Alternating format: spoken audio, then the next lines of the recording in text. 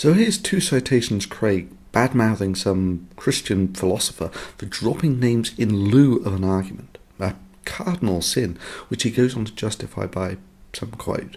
Now, Professor Ludemann is not a philosopher. He's a New Testament theologian.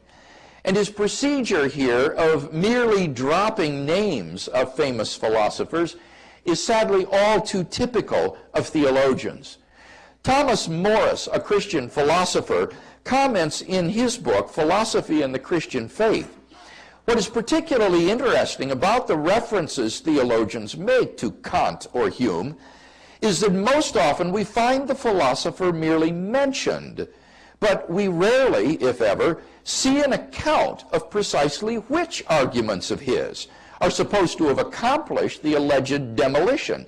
In fact, I must confess to never having seen in the writings of any contemporary theologian the exposition of a single argument from either Hume or Kant or any other historical figure for that matter, which comes anywhere near to demolishing historical Christian doctrine or theological realism.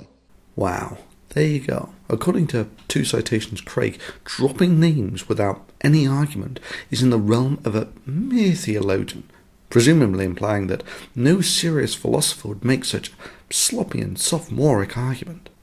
So let's see how a professional philosopher tackles the substance of this theologian's argument directly after chastising him for the clear philosophical impotence of merely dropping names with all of the arguments detached. Take it away, two citations. Or theological realism. Hume's argument against miracles was already refuted in the 18th century by Paley, Less, and Campbell, and most contemporary philosophers also rejected as fallacious, including such prominent philosophers of science as Richard Swinburne and John Earman, and analytic philosophers such as George Mavrodes and William Alston.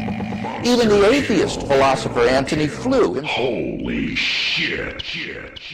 And his procedure here of merely dropping names of famous philosophers is sadly all too typical of theologians. Humiliation.